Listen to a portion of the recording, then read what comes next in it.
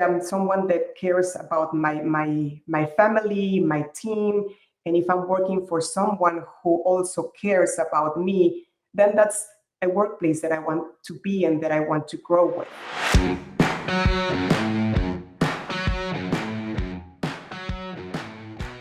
Welcome to another episode here on the Collision Vision, driven by Auto Body News. I'm your host, Cole Strandberg, and today we're continuing our Sustainability in Collision Repair series with a conversation about why going green isn't just good for the environment, it's good for business.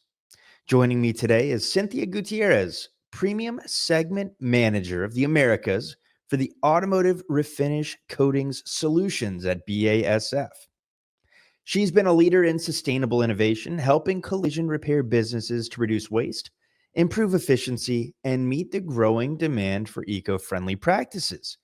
In this episode, we'll discuss why sustainability matters for shops of all sizes, how it impacts hiring and retention and culture, and the latest innovations that are shaping the future of collision repair. Whether you're looking to lower costs, attract and retain top talent, or position yourself for long-term success, this episode is going to give you actionable insights on how sustainability can be a competitive advantage for your business. Enjoy the show. This episode is brought to you by asTech. asTech is dedicated to safety, precision, and innovation in vehicle diagnostics. With industry-leading scanning and calibration solutions, asTech ensures every repair meets OEM standards, enhancing safety and customer satisfaction. Continuously testing and scanning new vehicles, asTech refines its technology to stay ahead of modern repair challenges. A tool stack covering 40-plus brands and a network of over 400 ASE and I-CAR certified technicians provides fast, accurate diagnostics that maximize efficiency. asTech, driven by precision, powered by safety. Visit asTech.com today or call them at 1-888-486-1166. Enjoy the show. Cinthia Gutierrez, thank you for joining us here on the Collision Vision. Thank you, Cole. Thanks for having me. Looking forward to our exchange. Likewise, looking forward to a fun conversation. And I want to start, I gave a little bit of background about you at the top of the show in the introduction, but would love to hear about you in your own words. Oh, perfect. So I work in BASF as a premium segment manager responsible for the Americas. And I've been over 20 years already with BASF in the automotive industry, in different segments of the automotive industry, from different perspectives, different businesses, in different countries as well, in Mexico, US, Germany, back in the US, on the sales part, marketing, also on the other side of the negotiation table, in procurement as well. And now here working in Refinish since almost 4 years ago. And I'm based in Houston, Texas, which I love it. Married and one daughter. And this is what I do. Wonderful. Well, you've lived all over the world. As we talked about, the Americas is a huge territory. You've seen so many different sides of the business. Really, really excited for this conversation and your perspective on multiple topics within the industry. But obviously here primarily today, we're here to talk about sustainability. So talk to me about why sustainability is such an important topic for collision repair businesses, both for the environment, but also for profitability and health of your business. Thank you. That's a very important topic, and I'm very happy that you raised it. So sustainability has been emerging as an important topic from different perspectives, and this goes beyond the environmental aspects. Starting with that, sometimes people think that sustainability and profitability are two very different topics that are mutually exclusive, but that's not the case. That's normally a myth. So we talk here in sustainability sometimes about regulations, which are basically the ticket to play, but it goes beyond that. So one topic can be, for example, we all know the talent shortage. That is a very common topic that is also part that falls under sustainability. So nowadays we see our industry basically in a battle for getting the right talent, and that's also something that we need to take into consideration. I'm saying this because when you hear the term sustainability, it can be seen by some people like something that is very far away, that it's basically proper to the big corporations and not to certain size of businesses, but it's touching many places. We talked about talent shortage, we talk about the environment, but we also talk about other players in the industry. So for example, the insurances who play an important role in this industry are growing also in awareness in this topic. And as their awareness increases, their requirements will go into that direction as well. So this is a topic that the industry needs to embrace more and more. And the ones who are embracing it or who will embrace it, those are the ones that are striving for a more sustainable future. Beautiful. So many things you touched on here that I want to take a bit of a deeper dive into.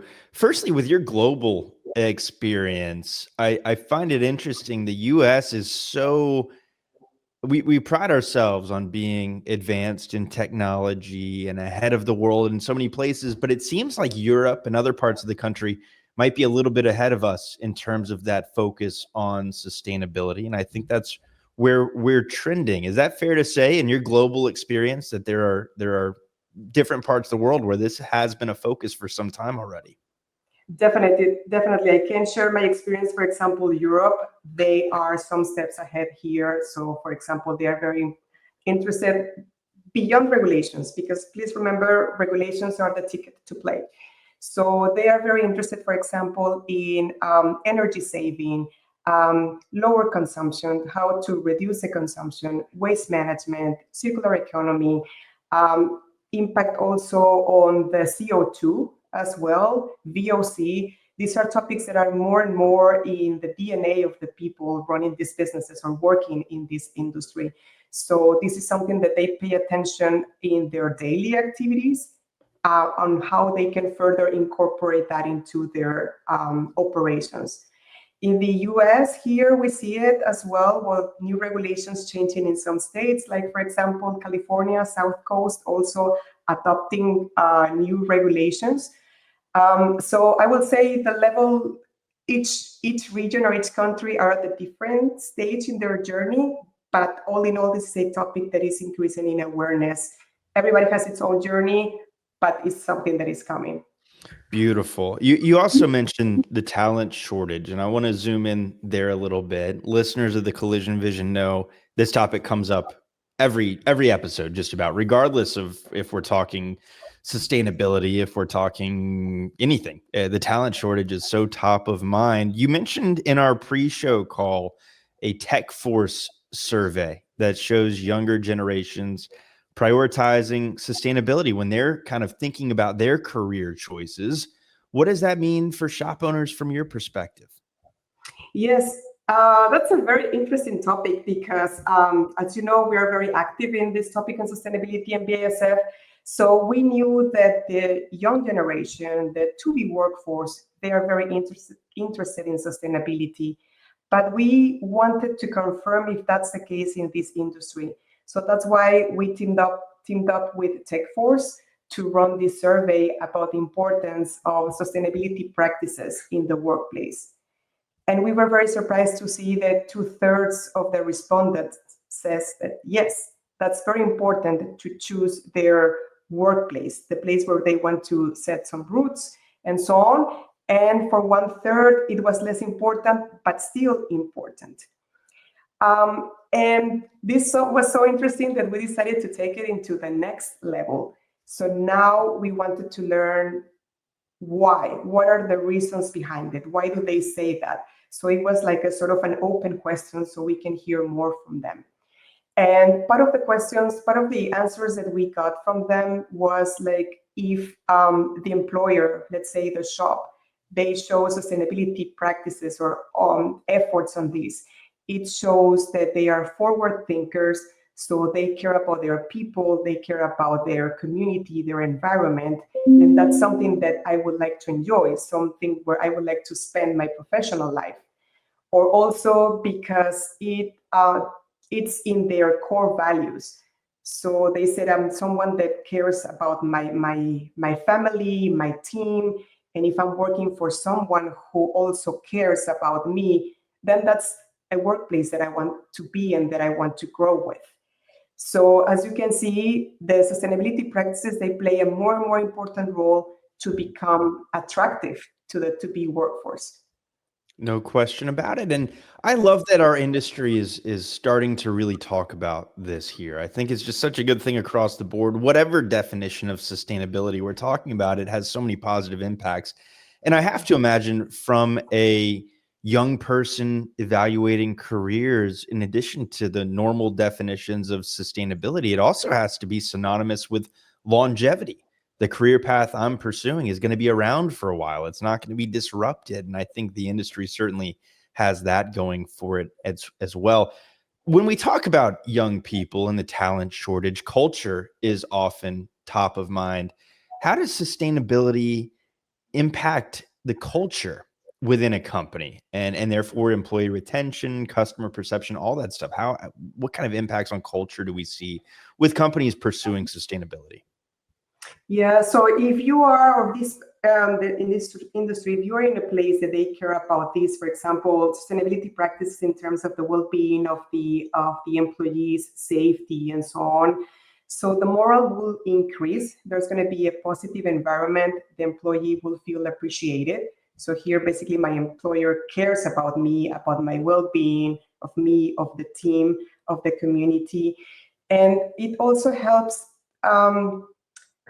To enhance the brand as well of the shop, because this is something that is not only for the employees, but that's something that the customers see, that the community see, and this is increases the sense of belonging as well. If you see all these taking place, and if your sense of belonging is strong, you stay longer in that place, and then the employer can also save on the recruitment process, for example, save time, save efforts, save also time and efforts on the learning curve, on the training, and so on, and all this because of the positive moral that is being triggered by these practices. Wonderful. Makes total sense. So we talked about employees, we talked about customers. How about that middle road kind of sort of partners, sort of customers in insurance companies and OEMs? Have you found value there in terms of the perception among those groups? Yes, we see that changing. So we see the increased awareness on the insurances, how they are growing in their interest and how they would like to adopt these practices. Still at an early stage, but we see them raising questions to companies like us in terms of sustainability.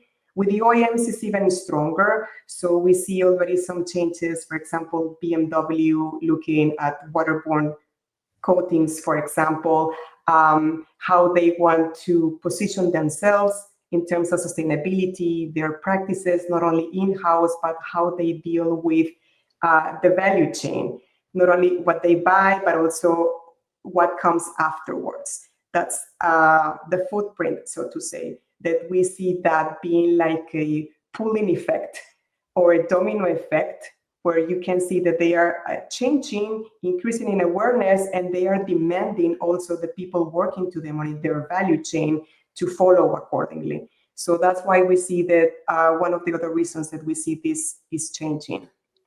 Beautiful. Yeah, the definition of sustainability appears selfless in nature, and there's plenty that is selfless, but there's also a lot of benefits to your business and your profitability by pursuing sustainability within your business. I want to talk, obviously, you're here representing BASF, and it's pretty apparent that you guys are so active in sustainability efforts. You're working with Tech Force on different surveys to figure out what's important. What do you guys see in the market right now that makes this such a priority for you? Yeah, perhaps we can start a bit with the definition of sustainability. So for us, how we see sustainability is the ability of being successful today without impacting our ability to be successful in the future. So what we see also is, you will see it, climate change. We have all experienced it regardless of where we are living. We see the natural resources are being scarcer. We see also pressure on the ecosystems. We see it everywhere. There are many signs of this. And we in BASF, we would like to contribute to a better quality of life and also to empower our customers through our solutions to go through the green transformation. So we would like also to empower them to go through it, and that you can see it also in the commitment statement of the company, where we want to be the partner of choice for sustainable solutions. Has this been a new effort, or like, talk to me about how long sustainability has really been top of mind for the organization, or is there a catalyst right now or in the recent past that's really saying, hey, we need to go all in on this now? I think this has been something that has been increasing. Perhaps this is something that we have been seeing, but under a different name, not under sustainability, that, as mentioned, the definition sometimes is not clear. And now we have a clearer name, sustainability, but this is something I can say from BASF that it was since a while ago, on how we do business, on how we run our operations internally. And this is something that now we want to further share now externally, with our customers, with the society, with the environment where we live.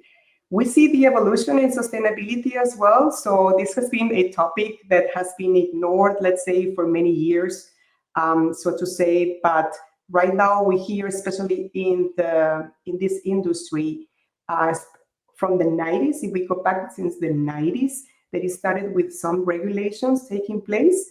And that triggered also in the industry new eco-friendly products, which are now in the industry. And so slowly the awareness or the importance has been increasing over time and now reaching the mind of the consumer. But yes, as we mentioned, several years ago, many years ago, before the 90s, was something that it was not in the mind of people. It didn't have a name. But it has a slowly growing, a bit forced at the beginning through regulations, but now it's something that is evolving over time. Fantastic. So you mentioned some eco-friendly products, the tech force studies and partnerships there.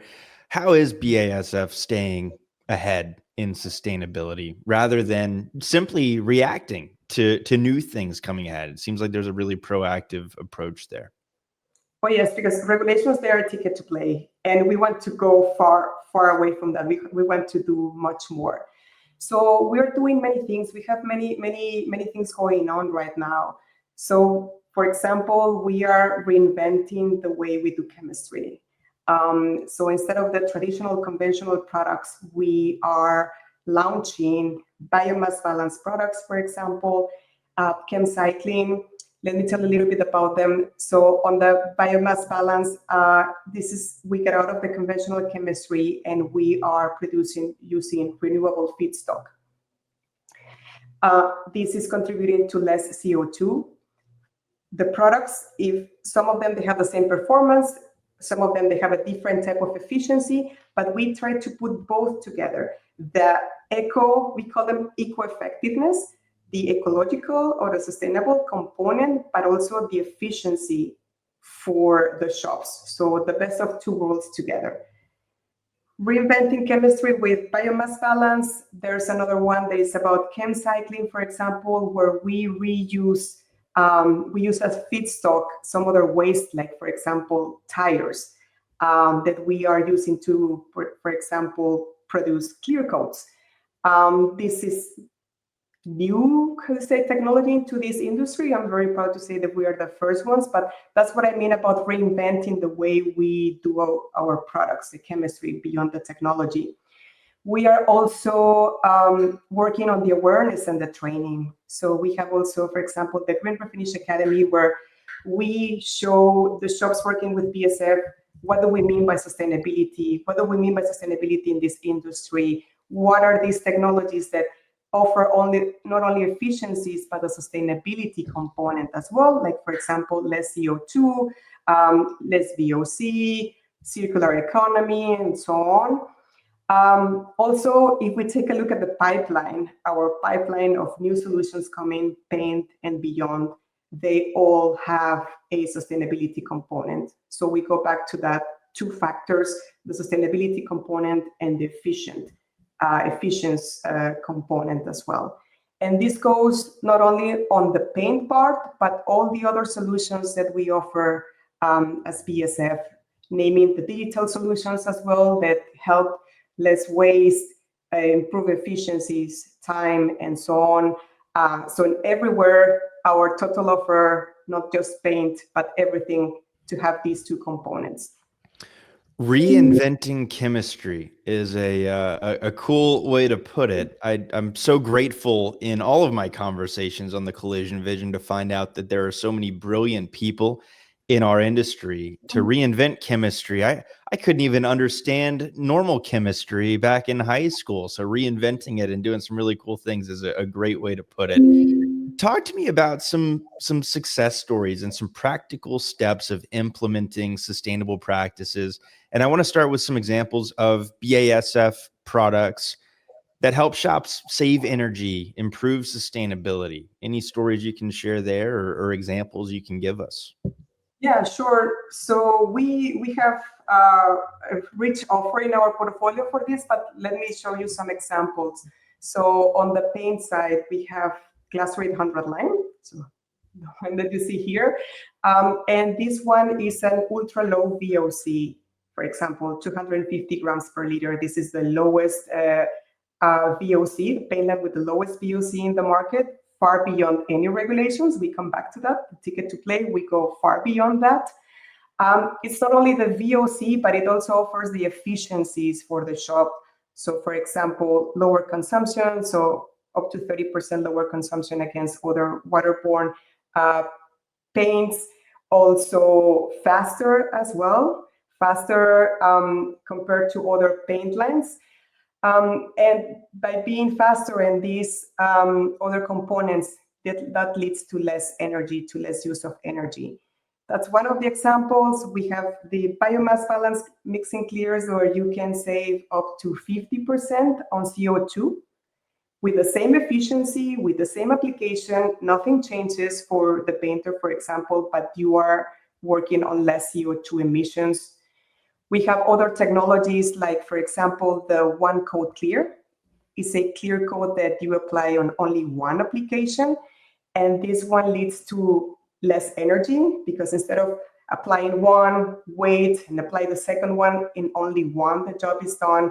So it's less energy, less CO2, also less effort for the painter. Instead of going back and forth on one application, that's enough. And also less exposure to the painter to hazardous materials as well. Yeah, these are some of the examples that we have, besides air drying products, fast drying UV products as well. A lot. That's plenty. That I can right now. Perfect. Very good. And something sustainability we might or might not think about is how painter safety and working conditions is impacted and how that's evolved over the years. The stories of the 80s and 90s and in a booth spraying without any protection and all that stuff. And we know those materials back then were what they were.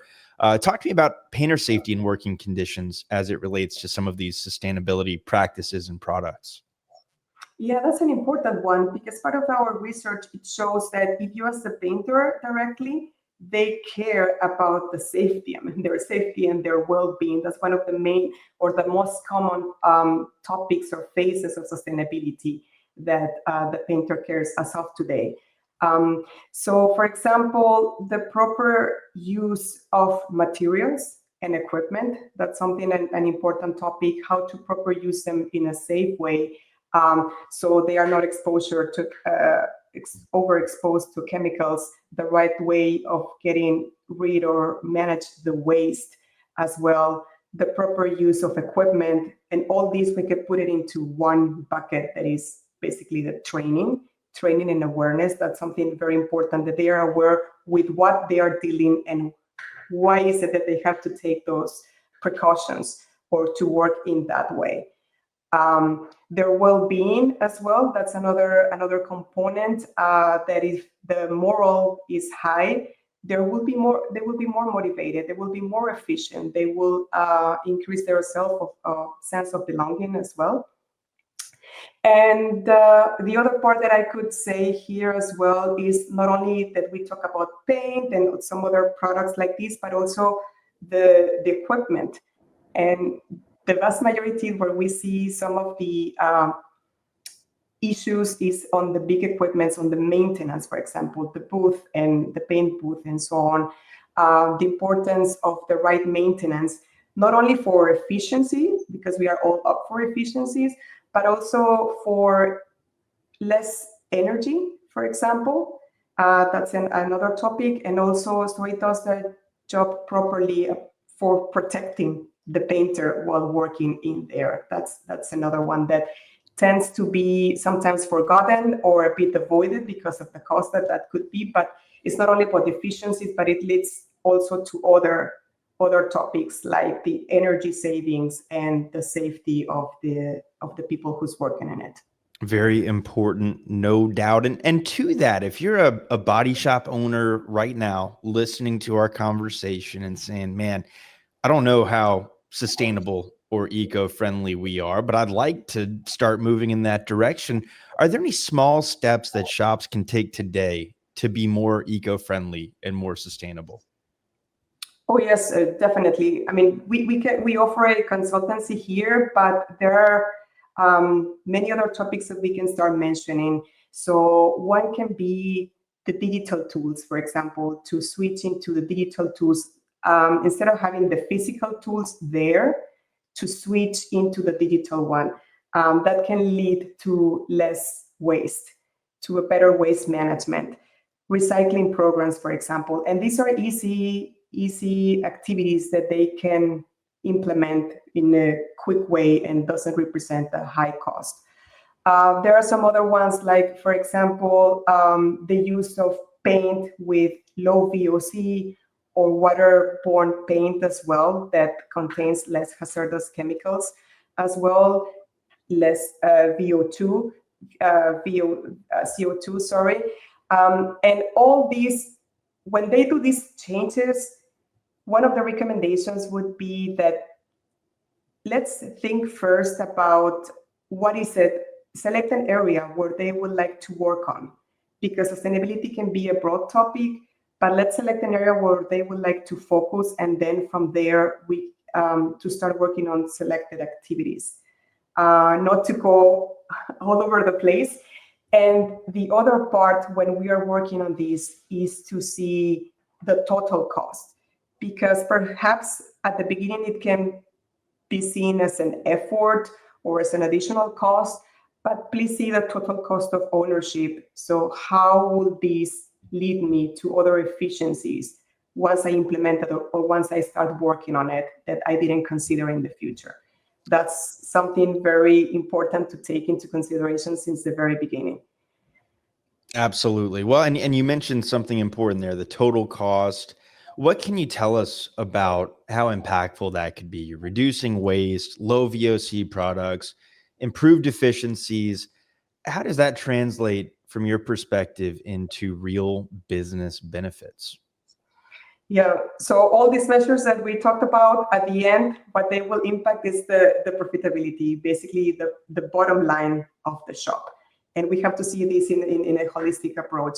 So if we are talking, for example, about the waste management, so paying attention about the waste that we generate and what do we have to do later with the waste, that will lead us to check opportunities for cost savings, for example. On when we do the maintenance of the equipment as well. So what's going to come afterwards that is going to help me improve my efficiency, my SOPs, for example, to improve these efficiencies in in my process, not just on the activity that I'm looking at, but please see what's coming afterwards. We talked about the paint. There are some other ones like the digital tools as well that, yes, at the beginning, it can be something that I have to learn, but it will lead you to more efficiencies in the future. So you will be able to achieve more in a period of time. And that's going to hit at the end your profitability. So please see the value that comes after implementing it or throughout the journey, the gains that you are getting that might be represented somewhere else and not specifically there, the immediate win that you will get. Some of the measures, as we mentioned earlier, can be immediately. I mean, when we talk about eco-friendly activities in the shop, like, I don't know, a recycling system for, easy products that are in the office, for example, through the holistic view of all the products that you use at the body shop, for example, on the paint side and so on. It's interesting when we were kind of teeing up this series on sustainability, and it's basically a pitch for shops to be sustainable, regardless of our guests throughout this series. And I was kind of thinking, man, this sounds expensive. It's going to be a tough sell. The resounding theme, though, is, hey, you can do good for the environment. You can do good for your employees. And oh, by the way, you can make more money. It's a great pitch for sustainability. And I appreciate those kind of real world examples, those real world action items. I want to talk about the future of sustainability in collision repair. And you've seen other parts of the world. You've seen for some time now sustainability efforts evolving. How has the industry's attitude towards sustainability evolved even over the last few years? Yeah, so we talked earlier about sustainability being a topic not in the mind of anyone, being a bit ignored, and regulations came and triggered a bit this topic, and also eco-friendly products coming into the market. Now we see that changing. Now we see more people journey, more parties joining that journey. We talked a little bit about insurances. We talked about the OEMs. There are some other people joining the party, so to say, the effects that we have in the market of consolidation. So the consolidators, the big companies, they're also, as they grow, they're paying more attention to sustainability aspects. And that's going to be another point of influence in the market as well. We also see the electric vehicles. That's another part that is growing as well, that is also pushing more into the terms of sustainability. We talked also about the too-big workforce. The people who's going to join our industry, they care more about sustainability. It's in their DNA. So there's another wave that is pushing for this. And as sustainability increases in awareness, we will see more and more customers, people visiting the shops, caring more about sustainability, about how is it that the shop cares or practices or experiences sustainability. What is it that they take care, how they show it into practice, that they care about their employees, about what the impact to the community, and so on. So we see this increasing. In a nutshell, we see this increasing, and we see that the shops that joins those journeys will thrive in the marketplace. So too big workforce, their image, their brand, for example, and the adoption of that the big players in the market are also adopting as well. Absolutely. Well, it was a great kind of breakdown on where we've been, where we are today, and where we're going. And I completely agree. And another good point, the big players are investing in this. They're doing this, but it's not something that's just for the big players. How these guys go, the industry will follow. And there's real world benefits for going ahead and investing in sustainability, even as a single store or a small MSO. I think it makes total sense. You have some unique insights, I think, into the future as well. So I want to keep that crystal ball out and talk to me about where BASF is focusing on R&D efforts to continue advancing sustainability internally. Yes, so this is a topic that is in our heart. We looking at the future and looking also at our pipeline. everything that is there has a sustainability component. The sustainability component and also the benefit in terms of efficiencies for the shops. And this can be not only on the paint side, it's also on the training, it's also on our digital solutions, it's the way of how we talk about our products. You will see it overall, and this is continuously evolving, and it's going to become stronger and stronger. I mentioned earlier that we are continuously looking at ways to reinvent how we do chemistry, and with the biomass balance, with chem cycling, or circular economy, and so on. And you will see more and more products that you see made out of a sustainability reason.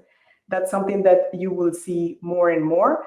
We're continuously evolving, and this is something that is in at our core, that expect more from BASF coming more, looking forward. Again, so happy we have smart people working on chemistry. I look back, I think I got a C in high school chemistry. So even some of what you said is above my head, but excited for the future there. No question about it. I know it's something we spoke on earlier, but I think it bears reiterating before we part ways. And that is just to kind of bring it home. How can businesses balance sustainability initiatives for their future without increasing their costs? And in fact, with making more money? Yeah, here in this case, what I would recommend is that they first start selecting an area where they would like to work on. Because as mentioned, sustainability, the concept can be very, very broad. Select that area where you would like to work on and see what are the options.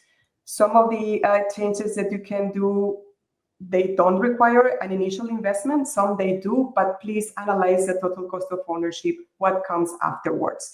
And it can be something very simple, digital solutions. Embrace them. So for example, digital solutions get less use of the hardware tools, for example, but use the digital solutions. Something very simple can be like less paper and manage everything digital. It will improve also the efficiency of the shop, not only the waste part. Other sustainability green practices that they can implement in the team to, I don't know, brainstorming ideas about how can they be more green, so to say, in their practices. The training, if you don't know where to start, that's another part that you can go to training and see what are the options that you have that maybe you didn't see before, and that after training, after getting more informed about the topic, you see the opportunities. You can also take a look at the waterborne coatings with low VOC. That's the other one, because that at the end that will lead you, yes, that's a change, that's a learning curve, but it will lead you to more efficiencies, and it can lead you also to less exposure to hazardous chemicals, for example. And those are some of the ideas, but my first recommendation is to focus on where is it that you want to start working on. Is it something that is in the operations part? Is it something about your people, about your talent? And then take it from there on what are the activities that you can do to improve or to take action into the sustainability part. I love it. You don't have to take drastic measures within your business today to make an impact. It starts with just little by little incremental wins towards sustainability, but realizing you want to do that is the first step. And from there, you have a lot of options to make a positive impact there. Cinthia, you've been so generous with your time. It was a fantastic and important conversation. I really, really appreciate it. Where can people who want to get in touch with you and learn more do that? Thank you. So you can connect with me on LinkedIn, Cinthia Gutierrez, BASF. That's very easy to connect with. Or you can also check our website, BASF, and reach out to us. Anyone in the team will be willing to talk to you about it. There's a lot to tell here, and was very excited to be part of today's session. Thanks for having me. Thank you for your time. I will go ahead and put a couple of those links in the show notes to make that easy for folks to get in touch. Cinthia Gutierrez, thank you so much for joining us on the Collision Vision. Thanks for having me. That is all for today's episode here on the Collision Vision, driven by Auto Body News. A big thank you to Cinthia Gutierrez for sharing her expertise on how sustainability is shaping the future of collision repair and how shops like yours can take advantage of a lot of these innovations. If today's conversation gave you something to think about, be sure to hit that follow button wherever you enjoy your podcasts. And go ahead, if you don't mind, and leave us a review. It helps us continue bringing you and your peers valuable industry insights from the industry's best and brightest. And of course, the Collision Vision lives in video form on YouTube. So check that out as well. Stay tuned next week for another episode here on the Collision Vision. And as always, on behalf of the Auto Body News team and myself, thank you for coming along for the ride.